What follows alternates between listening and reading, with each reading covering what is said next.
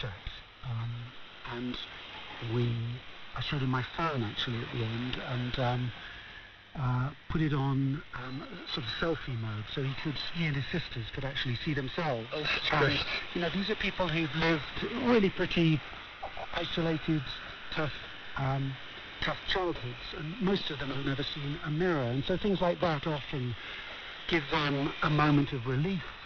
These are camps and communities who've brought nothing with them, generally, except perhaps a few twigs and a few sticks and pieces of cloth to erect their beautifully, ingeniously made makeshift tents and huts on the edges of Baidoa.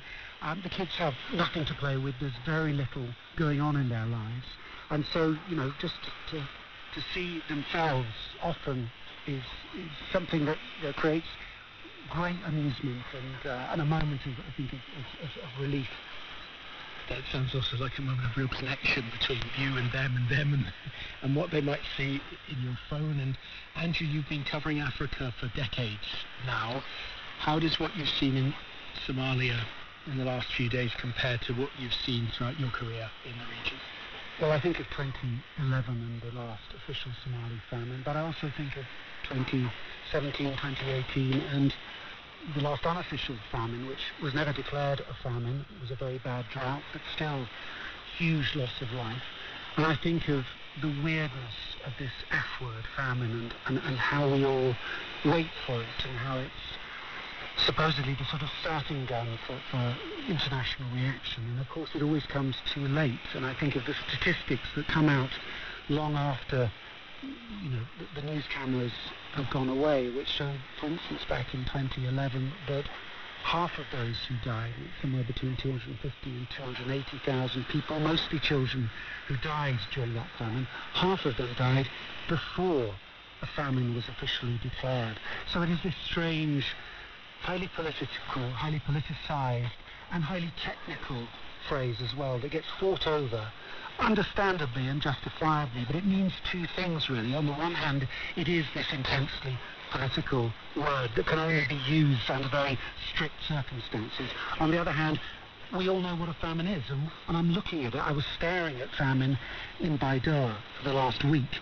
Children dying, people starving, whole communities going hungry. It's famine, and yet of course there are strict definitions as well, and so it is a strange and contested phrase. Andrew Harding, our Africa correspondent, taking us through his reporting on drought and famine by Baidoa in Somalia. Thank you so much to him and his team. This is OS on the BBC with me, James Reynolds. Here are some stories on the BBC Africa Live page. Uganda has confirmed a fourth medical worker has died from Ebola. Anaesthetic officer Margaret Nabisubi was 58 years old. A team of medics got exposed to the virus when they treated the first confirmed case in the latest outbreak. Meanwhile, Uganda's President Yoweri Museveni has asked Kenyans for forgiveness after his son, a senior military officer, tweeted about invading their country. Mr. Museveni has already sacked Muhoozi Kainerugaba as commander of the Army's land forces, but Mr. Museveni also promoted his son to the rank of general and kept him on as an advisor. To Morocco now, where the government has issued 10 permits for farmers to legally grow cannabis for industry and export. That's for the first time. Farmers in 3 northern regions will be allowed to produce and sell cannabis for medical, pharmaceutical and industrial use. The new law was passed by Parliament last year. The death of 22-year-old Mahsa Amini after her detention by Iran's morality police has resulted in extraordinary protests across the country.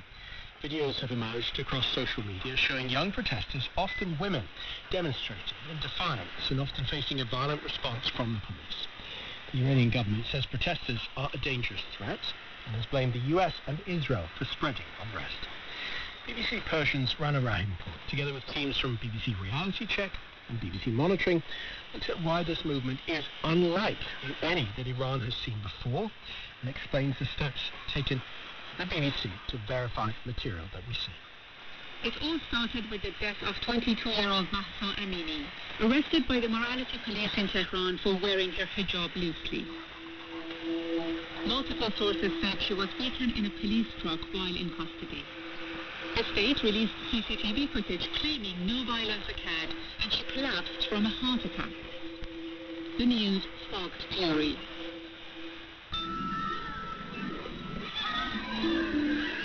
At her funeral, women ripped their headscarves off in solidarity. With restrictions on reporting on the ground, videos shared online are vital evidence in understanding how things are unfolding. The BBC and independent media are not allowed to report from Iran. But journalists across BBC Persian and BBC Monitoring have been gathering videos from social media and speaking to witnesses, tracking where protests broke out in the first few weeks. By using landmarks and checking it against satellite images and pictures of the streets, the team can pinpoint the location of protests.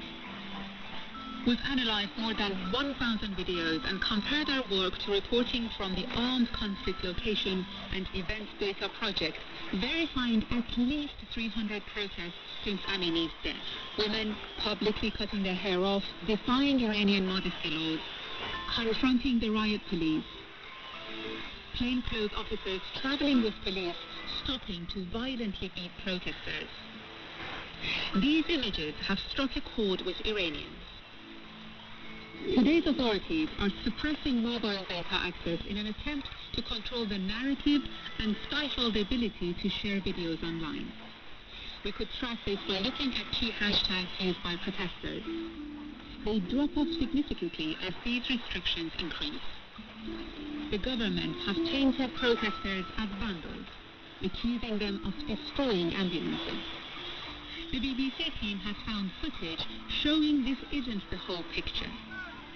People have warned that ambulances are being used by security forces to transport detainees. Video also shows ambulances driving into police stations. Dozens have reportedly died in the demonstrations, fueling the fury against escalating government oppression. Mahsa's death has created a tidal wave of opposition, unlike anything seen in Iran for decades.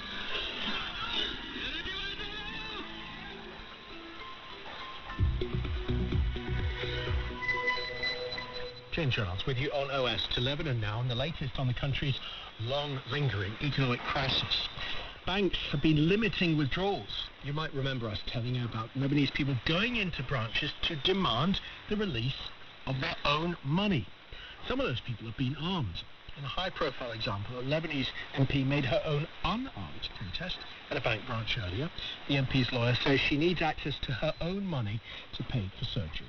We've been asking for your thoughts on what's been happening in Lebanon. I'm Paula Rubeis from Beirut. Lebanon is going through a terrible crisis. Inflation is sky high. We have 4 different exchange rates for the US dollar. We have 0 electricity. We rely on private generators for power. We have no water. We have to buy cisterns to fill up our water tanks at home. And bread prices are soaring. As you know, there's a current wave of hold-ups or get-backs, as some people call them here. These are desperate cries for help. So far, no casualties, but I reckon that soon there will be blood. People are becoming more desperate by the day. Today, a newly elected MP, in need of her own money for a medical procedure, did a stunt with media to access her savings. I don't know what to think, really. Is it a heroic act? Is it reckless? Is it privilege abuse? Is it a regular citizen doing what she had to do? I really don't know what to think about that. But all I know is that elderly people are begging the banks to get some of their savings to buy the medications. 80% of elders in Lebanon do not have pensions, they don't have social security. And those who have savings are denied access to it by the banks. I think we need a full restructuring of the banking system, and that corrupted government has no other solution than to accept the IMF reforms, knowing quite well that they are signing their death certificate.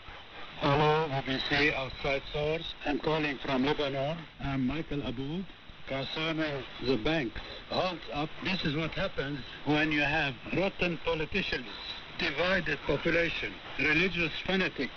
It's a long story. We need urgent help. What we need is a mandate by the French, English, and U.S. The people here are suffering. And about our government, it is paralyzed totally. Thoughts there on the financial crisis in Lebanon.